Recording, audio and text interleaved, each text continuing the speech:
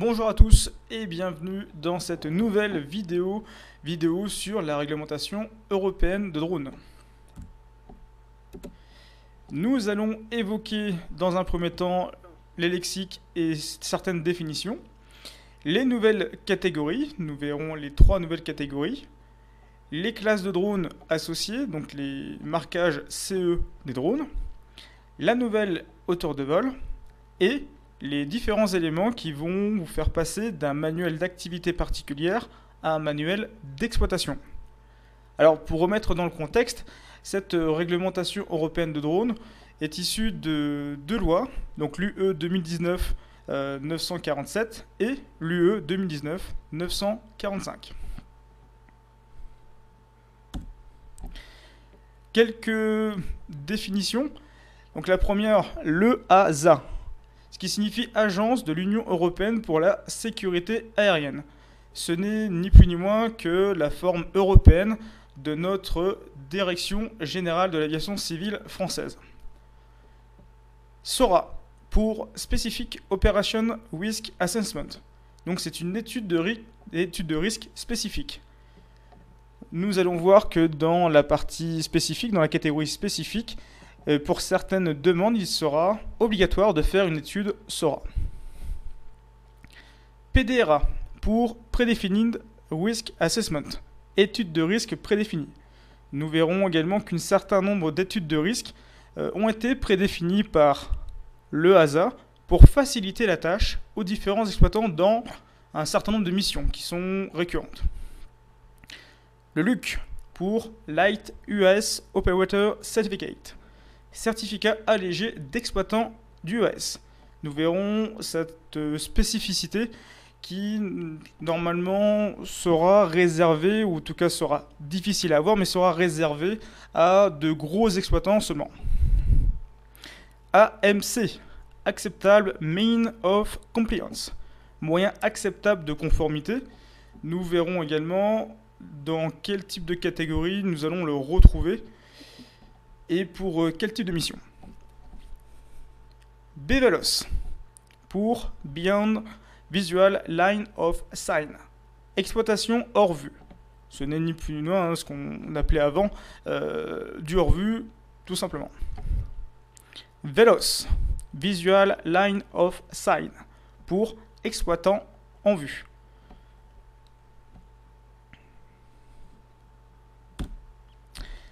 Alors avant, qu'est-ce qui se passait dans notre bonne réglementation française? Vous aviez 3 différentes catégories. Le loisir, pour tout ce qui était récréatif, que ce soit pour l'aéromodélisme ou même le drone lorsque vous faisiez des courses par exemple. L'expérimentation, donc lorsqu'on faisait des tests pour mettre au point un certain nombre d'appareils, de drones. Et pour finir, les activités particulières qui nous permettaient de prendre des photos, faire de l'observation aérienne ou du largage de charge, par exemple, du remorquage de banderoles pour certaines utilisations particulières de drones, toutes les activités particulières, donc tout ce qui n'était pas finalement du loisir ou de l'expérimentation. Donc ça c'était avant, il faut maintenant l'oublier. Maintenant vous avez 3 grandes catégories. La première, la ouverte, ce qui se rapproche plus ou moins à ce que nous avions avant en termes de loisirs. La deuxième, la spécifique. Donc c'est tout ce qui est en dehors du ouvert, bien entendu, et c'est ce qui pourrait se rapprocher en tout cas à une partie des missions qui étaient réalisées précédemment en activité particulière. Et pour finir, le certifié. Donc c'est la catégorie qui permettra, lorsque tous les textes seront définis, de pouvoir transporter des personnes, ou en tout cas des charges lourdes, etc., en ville, sur de longues distances. Donc on va se rapprocher de l'aviation commerciale, ou en tout cas de l'aviation certifiée. Maintenant, dans cette réglementation européenne, la finalité ou le but du vol n'est plus un critère de catégorisation. La catégorie se définit par rapport, maintenant, à un niveau de risque. Et on verra en détail les différentes catégories et les différents risques associés. La première, la catégorie ouverte. Alors cette première catégorie se divise en 3 sous-catégories.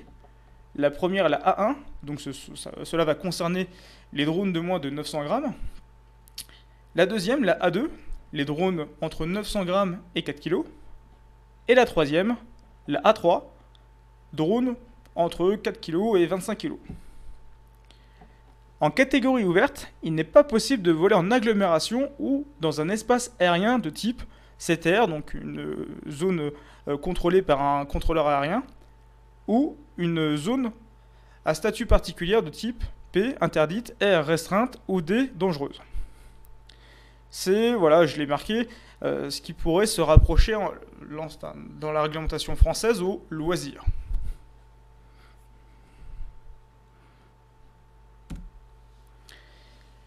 Alors pour revenir en détail sur cette catégorie ouverte, si je prends les différentes sous-catégories, dans le A1, les drones de moins de 900 grammes, vous pouvez utiliser par exemple des drones de type Anafi, Mavic, tout ce qui fait moins de 900 grammes. Alors concernant la zone d'exclusion et votre distance vis-à-vis des tiers, le survol de tiers est toléré, sauf pour les groupes de personnes.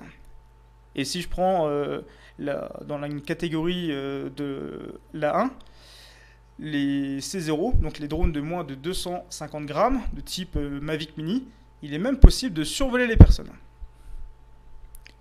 La sous-catégorie A2, donc ce sont les drones entre 900 grammes et 4 kg. Alors comme exemple, on peut évoquer le Fantôme, les Yunek H520 et autres. Cette fois-ci, la zone d'exclusion, la distance vis-à-vis des tiers, va dépendre de la vitesse. Elle va être de minimum 5 mètres jusqu'à 30 mètres. La sous-catégorie A3, donc les drones de 4 à 25 kg. Et comme exemple, on peut citer les M210, M300, M600, etc. Donc cette fois-ci, la zone d'exclusion, la zone que je devrais tenir vis-à-vis des tiers, sera de minimum 150 mètres.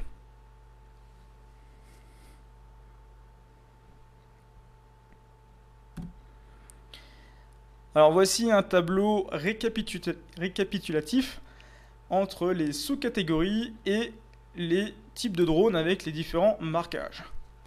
Et comme vous pouvez le voir ici, les formations associées selon si l'on est à la fin de la période transitoire, enfin avant la fin de la période transitoire ou après cette période transitoire, donc après le 1er janvier 2023.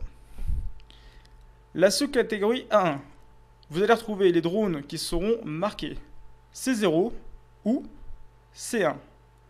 Et dans la partie transitoire, selon si vous avez un drone qui fait plus de 500 grammes, enfin inférieur à 500 grammes, pardon, ou inférieur à 250 grammes. Alors comme vous pouvez le voir, vous avez des formations qui sont conseillées ou obligatoires selon la catégorisation, le marquage CE de votre drone. Pour la sous-catégorie A2, donc il faudra utiliser des drones marqués C2. Et dans la période transitoire, vous pourrez utiliser des drones de moins de 2 kg. Et comme vous pouvez le voir, une nouvelle fois, un certain nombre de formations sont obligatoires. On reviendra en détail dessus dans un prochain slide. Pour finir, en sous-catégorie A3, vous pouvez utiliser des drones marqués C2, C3 ou C4. Et dans la période transitoire, des drones marqués, enfin non marqués justement CE, lorsqu'ils font moins de 25 kg.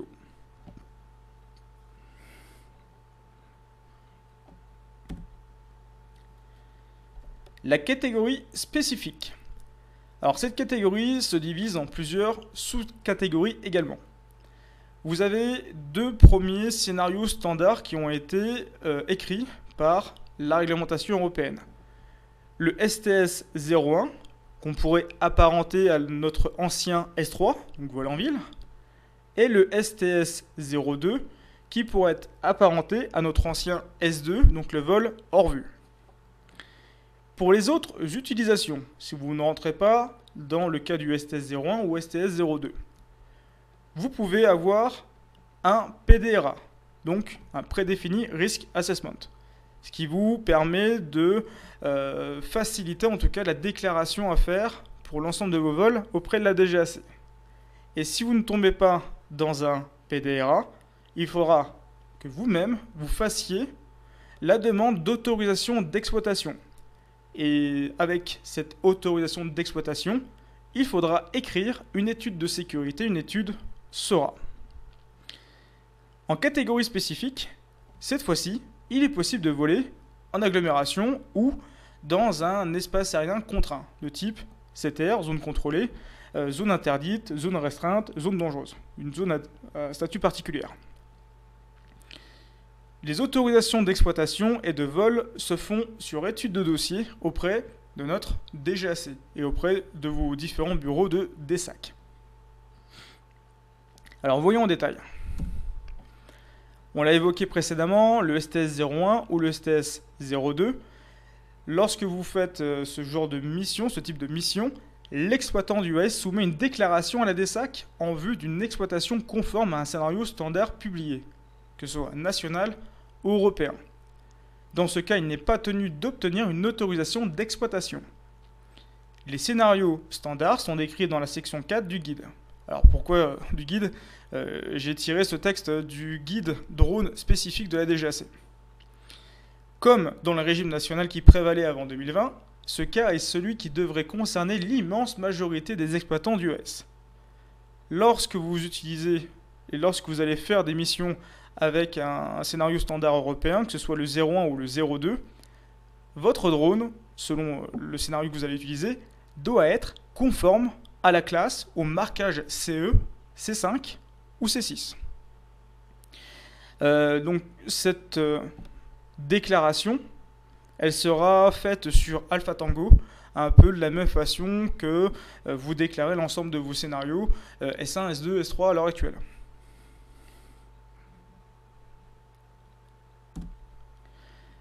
Si vous ne rentrez pas dans les cases d'un scénario standard européen, imaginons que vous fassiez du vol en ville avec un drone de 40 kg par exemple.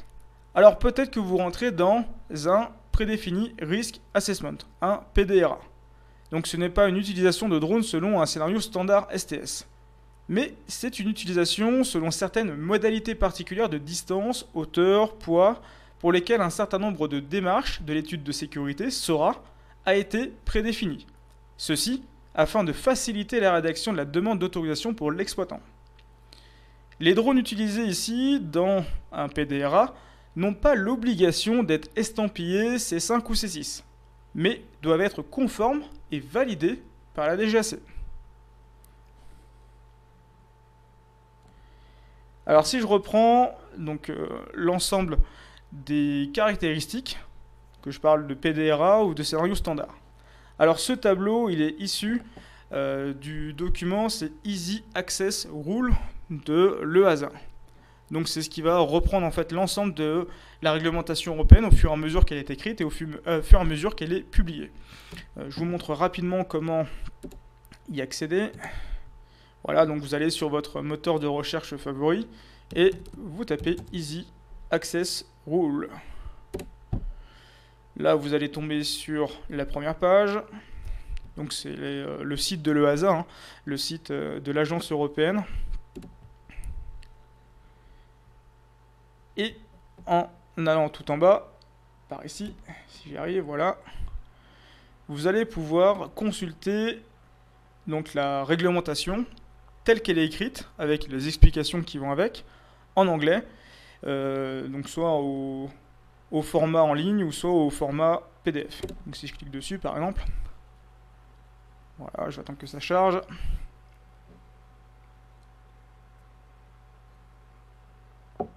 Donc le guide, et dans ce guide, qui est en anglais, de 309 pages, vous allez avoir toute la réglementation européenne.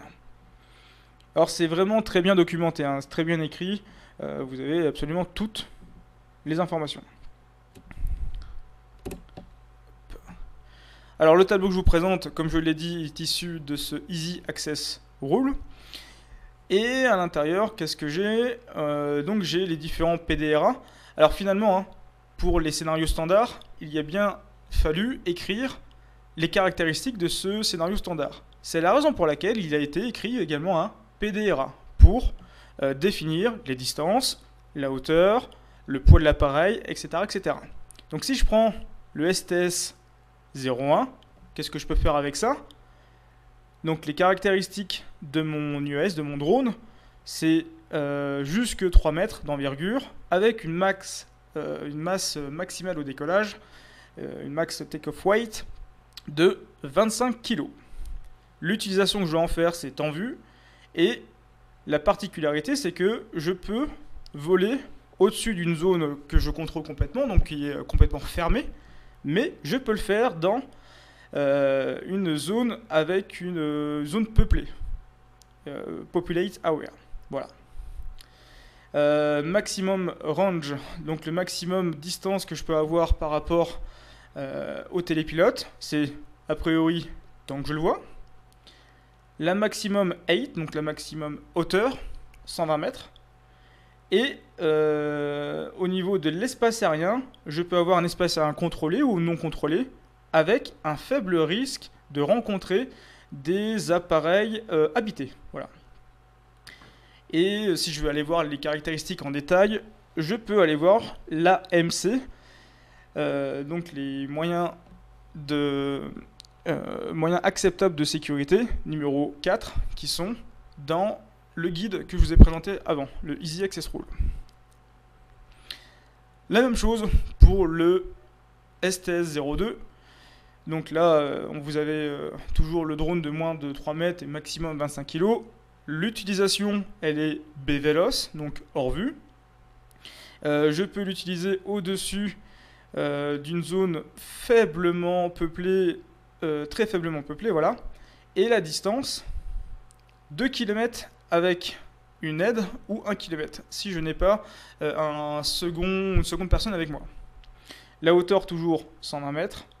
Et en termes d'espace aérien, espace aérien contrôlé ou non contrôlé, avec un faible risque de rencontrer, encore une fois, des appareils habités. Et cela concerne l'AMC 5. Alors, le PDRA G01 et G02, pour ceux qui faisaient du S4 comme moi, par exemple, avant la réglementation européenne, c'est ce qui va remplacer le S4. Alors, on parle de quoi ici? On parle d'appareils de moins de 3 mètres, donc type, si je prends sans faire de trop de pub, type DLR UX11. Et ici, je peux voir pour le PDRA G02 que la distance entre le télépilote et la machine, donc déjà pour les deux, hein, on est en hors vue, et pour le G02, que la distance, elle est illimitée. Et que la hauteur, elle doit être établie sous réserve d'autorisation. Donc voilà, on est vraiment ici dans le PDRA G02, dans ce qui va remplacer le scénario S4 français. Si vous utilisez un appareil pour une mission en spécifique, mais que vous n'utilisez pas de scénario standard ou de PDRA, alors là, l'exploitation nécessite une autorisation d'exploitation délivrée par la DSAC, sur la base d'une évaluation des risques incluant les mesures d'atténuation appropriées. En outre, si vous faites ce type de demande d'autorisation d'exploitation, la rédaction d'une étude SORA est bien sûr indispensable.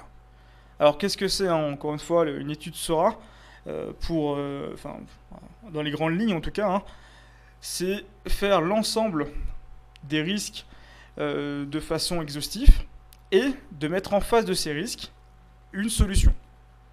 Donc une stratégie d'atténuation du risque pour que la DGAC puisse vous accorder l'autorisation d'exploitation. La demande de cette autorisation d'exploitation prendra la forme d'un concept d'opération. Alors vous l'avez peut-être déjà vu dans des forums ou dans quelques documentations, on parle ici de CONOPS. CONOPS pour concept d'opération. Celle-ci décrit les modalités d'exécution des activités demandées par l'exploitant et notamment la nature de l'opération, si vous souhaitez faire de l'observation, de l'épandage, du remorquage de charge ou ce genre de choses. Les modes opératoires, les limitations, donc comment vous le faites, comment vous accrochez telle charge, comment vous allez voir telle chose, etc. Le drone utilisé, ses caractéristiques et ses homologations. Si par exemple vous avez un parachute dessus, ce genre de choses qui pourraient atténuer le risque. Le personnel, rôle, qualification, formation. Les risques air, donc les risques vis-à-vis de l'environnement aérien, si vous êtes à proximité d'un aérodrome par exemple, ou si vous êtes dans une zone contrôlée. Les risques sol, donc vis-à-vis des personnes et des biens au sol, donc si vous faites votre mission au milieu de la forêt, ou si vous le faites à proximité d'un rassemblement de personnes, ou à proximité d'une zone peuplée par exemple, d'une agglomération.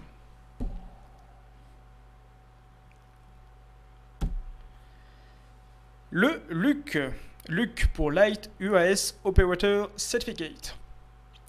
Alors, on est toujours dans la catégorie spécifique si on parle de LUC, et l'intérêt du manuel LUC repose sur la démonstration à l'autorité compétente par l'exploitant de ses capacités de conception et de mise en œuvre de CONOPS dans la catégorie spécifique. Il permet de s'auto-approuver les demandes d'autorisation. L'exploitation sans demander systématiquement à l'autorité pour un certain nombre de missions. Alors comme on l'avait dit ici, si je reviens en arrière, si vous ne faites pas de scénario standard ni de PDRA, vous devez systématiquement faire une demande d'exploitation, une autorisation d'exploitation à la DGAC, ce qui peut être assez contraignant si vous faites toujours la même chose. À partir du moment où vous faites toujours la même chose, mais quelque chose qui ne sort des cases, en fait, qui ne rentre pas dans les cases, vous pouvez demander un LUC. Et si vous arrivez à obtenir ce LUC, donc si celui qui est approuvé par la DGAC, vous pouvez vous auto-approuver vos missions. Donc le manuel LUC présente l'organisation et les procédures mises en place et permettant d'assurer la conformité par rapport aux exigences réglementaires applicables. Alors, je vous l'avais dit en présentation, ça va concerner un certain nombre de grosses exploitations.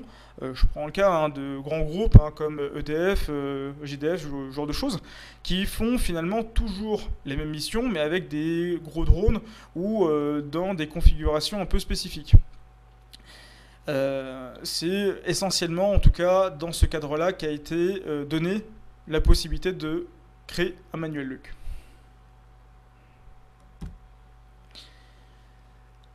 Alors si je reviens sur l'étude SORA, les risques font l'objet d'une étude SORA, on l'avait dit précédemment dans la partie spécifique, et sans être exhaustif, les éléments de cette étude doivent comprendre à minima un système empêchant le drone de sortir d'un volume défini, ce qu'on appelle le geocaching, les dispositifs de sécurité, si vous avez un retour to home et ses différentes stratégies, si vous avez un parachute qui équipe le drone, ou toute autre chose, les distances vis-à-vis des personnes, des biens et des agglomérations.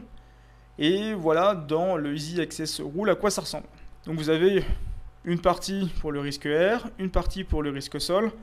Et grosso modo ici, le volume dans lequel le drone peut évoluer de façon normale. Ici, en orange, la zone, ou en tout cas le volume dans lequel le drone peut être récupéré par une stratégie automatique ou par le télépilote en manuel. Et au dehors de cette partie orange, vous devez appliquer une procédure d'urgence. Donc couper le moteur, utilisation de parachute, ce genre de choses. Voilà grosso modo et dans les grandes lignes la grande philosophie du risque air et du risque sol dans la réglementation européenne.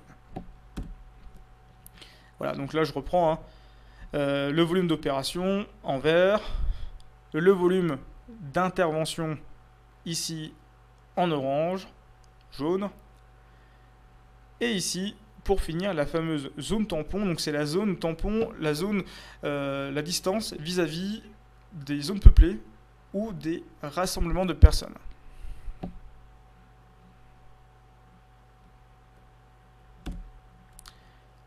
La formation maintenant. Alors si vous utilisez un drone dans la catégorie Open et dans la sous-catégorie A1, vous allez devoir passer un QCM en ligne de 40 questions. Pour la catégorie, sous-catégorie A2, il faut passer le QCM en ligne de 40 questions. Et en plus de ce QCM en ligne de 40 questions, vous allez devoir passer un QCM à la DGAC de 30 questions. Et ce QCM a une validité de 5 ans. Alors c'est vrai que précédemment, dans la réglementation française, il n'y avait pas de validité lorsque vous passiez votre théorique du certificat d'aptitude théorique de drone. Il n'y avait pas de validité. Aujourd'hui, nous avons une validité de 5 ans. Et pour la sous-catégorie A3, comme la sous-catégorie A1, c'est un QCM en ligne de 40 questions. Je ne l'ai pas marqué ici, pardon, j'ai marqué ici, la formation pratique est obligatoire en A2 et A3. Et contrairement à ce qui se faisait dans la réglementation française, vous avez maintenant la possibilité de vous auto-former. Et la validité du QCM en ligne, A1 et A3 est de 5 ans également. Donc le fameux QCM de 40 questions.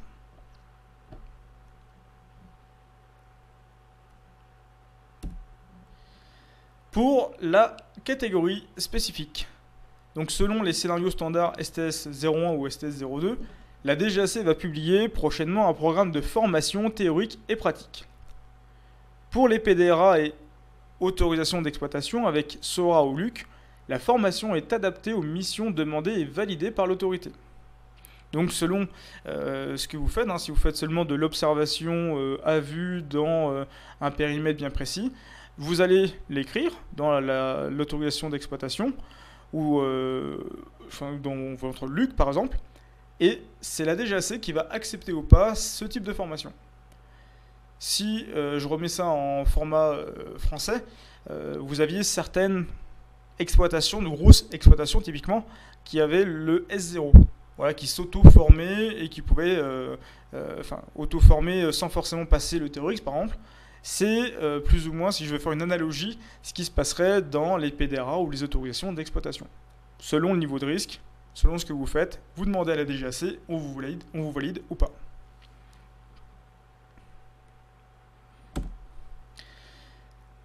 La grand-périlisation. Donc les titulaires de formation actuelle S1, S2, S3 plus théorique seront normalement automatiquement validés afin d'être télépilotes catégorie ouverte et spécifique selon leur périmètre d'utilisation actuel. Ce qui est, à mon sens, normal.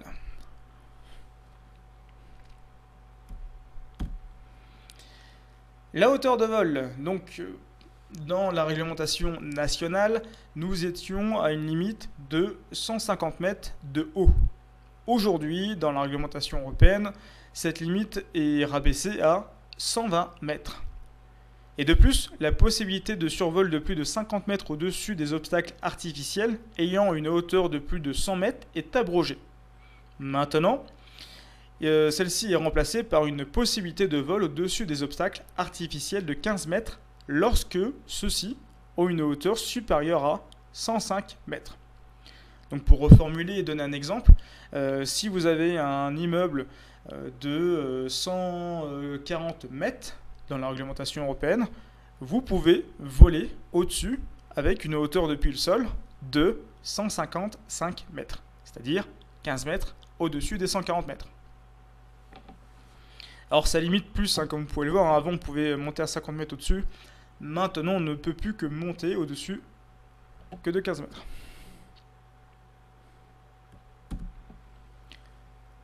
Le manuel d'activité particulière disparaît au profit du manuel d'exploitation. Donc, comme je l'ai marqué, dans la nouvelle réglementation européenne, l'exploitant n'effectue plus d'activité dite particulière. De ce fait, le manuel d'activité particulière disparaît. L'utilisation d'appareils télépilotés restant une activité aérienne. Un document cadrant l'organisation et le fonctionnement de l'exploitation reste nécessaire. Et dans le monde aéronautique, ce document prend la forme d'un manuel d'exploitation, MANEX. Alors sachez que ce type de document, le manuel d'exploitation, il est utilisé par tous les exploitants aériens, si je parle d'école de pilotage, d'avions ou de planeurs, jusqu'à la compagnie aérienne en passant par les exploitants de travaux héliportés par exemple. Tout ce qui fait de l'aviation certifiée, tout ce qui fait du transport de passagers, transport d'autres choses d'ailleurs, ont tous un manuel d'exploitation.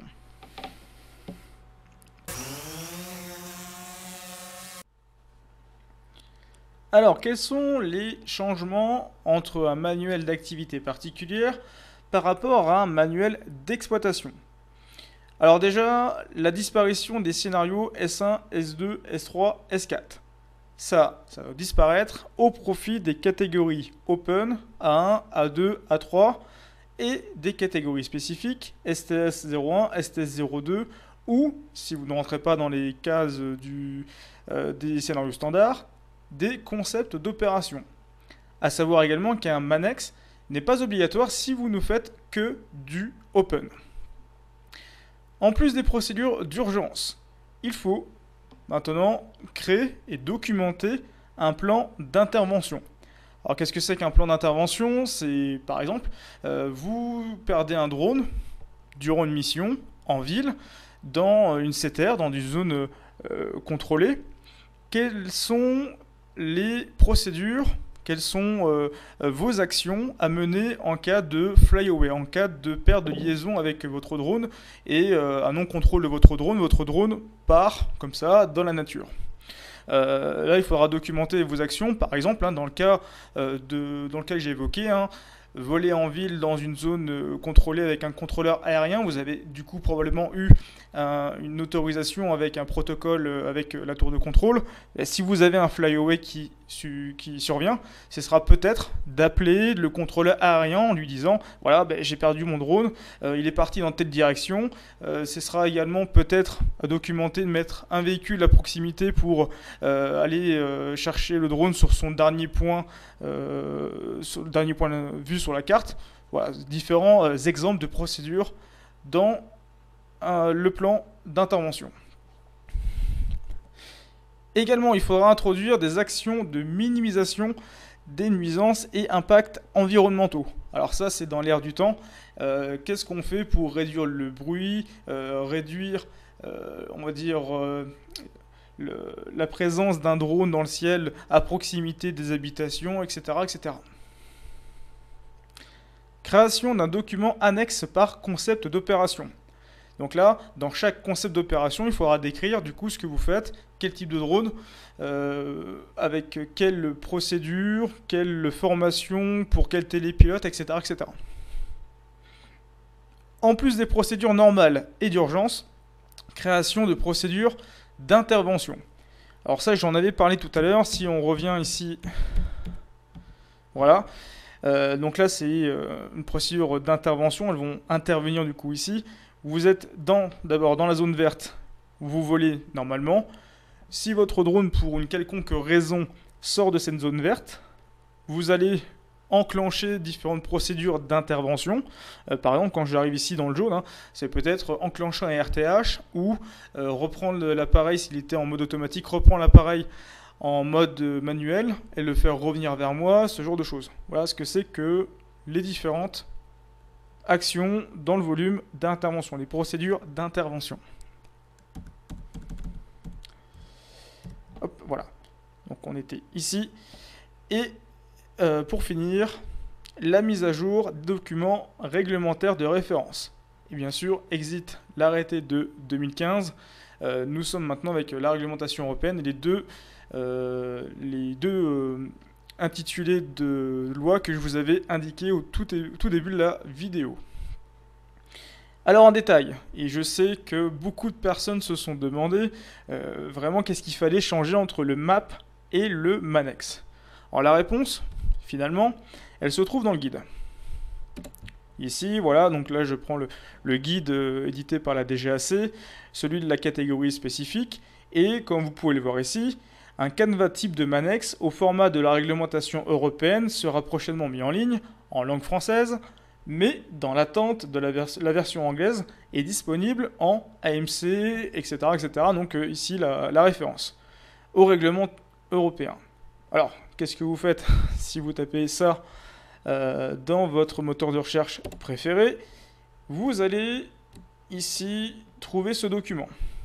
Donc ce document qui est ni plus ni moins que la référence, la MC1 du AS Spect 030, et qui vous donne le canevas type, en anglais, d'un manuel d'exploitation pour le drone dans le cadre de la réglementation européenne. Et là, pour le coup, tout est décrit. Voilà, donc en introduction, qu'est-ce qu'il faut mettre? Il faut mettre les définitions, les acronymes, les abréviations, le système d'amendement, de révision, voilà, documenté un peu comme le map, hein, finalement. Hein. Donc là, voilà, c'est tous les éléments plus ou moins comme le map, liste des pages, etc., etc. La signature du cadre dirigeant, ou en tout cas le responsable de l'exploitation. En numéro 2, la description de l'exploitation, donc US Operator Organization. Donc savoir quels sont les télépilotes, quels sont les dirigeants, quels sont les responsables de la maintenance, avec un organigramme par exemple. Donc tout ça, hein, si vous avez votre map devant les yeux, vous dites bah, c'est exactement pareil. Effectivement, il y a un certain nombre de choses qui sont les mêmes. En 3, si vous avez des concepts d'opération, ce sera ici qu'il faudra les décrire. Et donc, ce qui est quand même pas mal, c'est que dans ce canevas, bon, il faut le déchiffrer en anglais, hein, mais vous avez l'ensemble des sous-titres, et on vous donne voilà, un certain nombre d'éléments à remplir.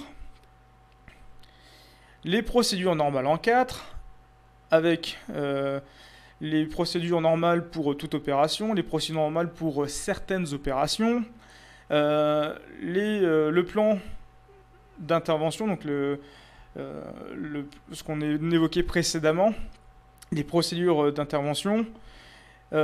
Ici, les procédures pour toutes les opérations, les procédures encore une fois pour les opérations un peu plus spécifiques ou pour un certain nombre d'opérations différentes. Ici, les procédures d'urgence. Donc là, c'est encore une fois par rapport aux maps, vous allez retrouver, vous pouvez faire du copier-coller pour un certain nombre de choses. Ici, ce qui va changer, voilà, donc le plan d'intervention. Alors, qu'est-ce qui se passe si j'ai un flyaway? Typiquement, hein, c'est ça. Hein. Et après, bon, bah voilà, vous allez retrouver plus ou moins les mêmes choses que, encore une fois, le map. Hein. Comment je fais pour faire remonter une information de sécurité dans mon organisation? Qu'est-ce qui se passe si j'ai à faire un retour d'expérience avec la DGAC? Voilà, tout ça, c'est pareil. Le suivi maintien d'un niveau de sécurité. Voilà. Alors, à chaque fois que vous avez, par exemple ici, si je prends qu'est-ce que je dois remplir dans les procédures normales en 4.1, vous savez pas trop, vous avez le détail en bas de ce document. Si je reprends, voilà, ici, ah bah du coup, pour le coup, j'ai mauvaise pioche. Les 5.1, voilà, ici, pour toutes les opérations pour les contingency procedures. Alors, je vais voir, hein, je sais pas ce qu'il faut remplir. Voilà, là c'est marqué. Voilà, il faut faire ça, ça, ça, etc. etc. Alors, la réglementation européenne est très bien documentée sur le site de l'EASA. Là-dessus, il n'y a aucun doute. Après, à vous hein, de vous approprier ce type de documentation en anglais, de la traduire s'il le faut, et de l'appliquer à votre exploitation. Alors pour tout ce qui est rédaction de MANEX dans le cadre de la réglementation européenne, si vous avez des difficultés, vous avez un certain nombre de personnes qui peuvent vous aider, donc c'est la spécialité en tout cas, et si vous souhaitez être accompagné, n'hésitez pas à me contacter là-dessus. Et voilà, c'est la fin de cette vidéo. Voilà, je vous ai laissé le tableau récapitulatif pour la catégorie Open et les différents types de drones et marquages. Retrouvez cette vidéo et retrouvez un certain nombre d'autres vidéos qui traitent de la réglementation européenne sur notre site drone-theory.fr, drone-theory.fr ou sur notre chaîne YouTube dans laquelle vous avez une vidéo par thème de réglementation européenne. À bientôt!